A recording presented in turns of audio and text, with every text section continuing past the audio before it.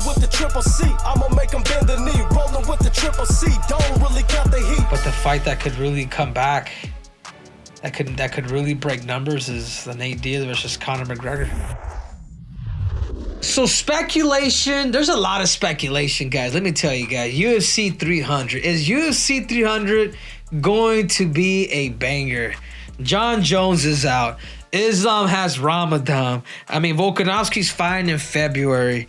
Alexander Pantoja's fighting in December coming up this month.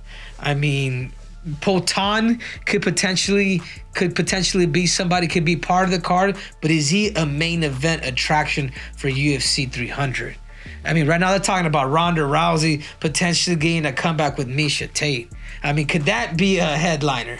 I mean, for all you casual, you guys may love it, but for us who really fight, understand the real sport of mixed martial arts, is that the biggest sell piece that you have?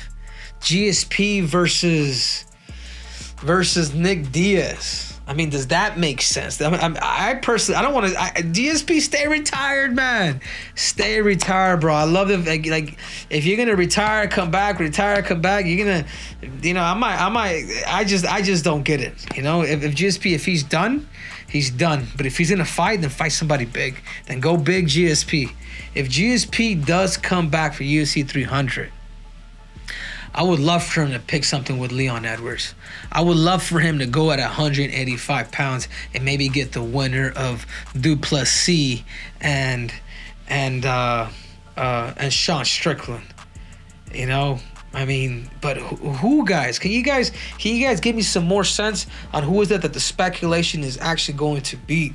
But as of right now, guys, UFC 300, it seems like the only thing that's just cool about it is just the number 300. What you got for me, Joe? You mentioned Potan. Do you think Izzy would come back and headline with him 300? I think that would be the only maybe fight that would really, that could potentially save it. Again, guys, that would be the only big headliner that I could actually get, and I think Izzy will come back, and I think the UFC would double up the money on that. But again, Izzy at the same time, after being knocked out or after being stopped by Potan 3 times in a row and then finally get his knockout, he probably doesn't even care about money. He probably doesn't even care about money because he wants to beat the guy now who is the double champ. There's a lot of fights that could be made that would make this fight intriguing, but the UFC's gonna have to cough up a lot of money, and the reality is if they're banking on April or March, I feel like the UFC kind of took more than what they could actually chew. I mean, my guess is as great as yours, but if I was to have to bet, I think they bring out Potan. I think they do bring out Potan against Israel Adesanya 5. Another name being talked about is Brock Lesnar's return to the octagon. Do you see that maybe against Tom Aspinall? Really? Is that what the word on the street is? Ooh. I think either way, Brock Lesnar, if there's anybody out of all those guys, off of us talking about GSP, off of us talking about Ronda Rousey, us talking about Potan, us talking about who could potentially lead it, the biggest guy with the biggest name that could bring in the biggest numbers, his name is Brock Lesnar.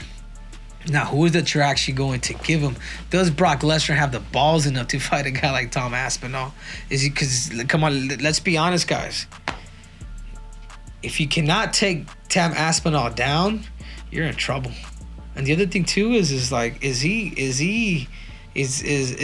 Lesnar? Is he on that secret juice? You know what I'm saying? Like we saw before with the Hawaiian, the New Zealand guy, Mark Hunt. And we saw kind of how that turned into a lawsuit. Will the UFC want to go that route once again? I mean, there are so many questions to be answered. But as of right now, guys, what's coming up to the top of my head, UFC 300, I do believe Ronda Rousey could come back, but I don't think she should be the headline. But I do believe that if Israel Adesanya is given that right number, he will fight Alexander Poatan, and that's going to be your headliner for UFC 300. Another scenario, what if Colby saves 300? What if he wins the title in December? And can you see another trilogy fight with Usman? Get him back in the title race contention? No, but what could happen, I don't see that. I don't think Colby will want to do that. I think Colby's going to be that guy. Like, he's already lost to this dude. Was it 2 or 3 times? Was it twice? Yeah, 2 times. He already lost to Kamaru Usman. But what I could see, and that's actually a really good question. I could see, and Dana White has actually brought it up, Islam Makhachev versus Colby Covington. Russia versus the USA. And we got a modern day Rocky over here, with Rocky being the heel and obviously Islam being the nice guy. I mean, this is the stuff that actually sells.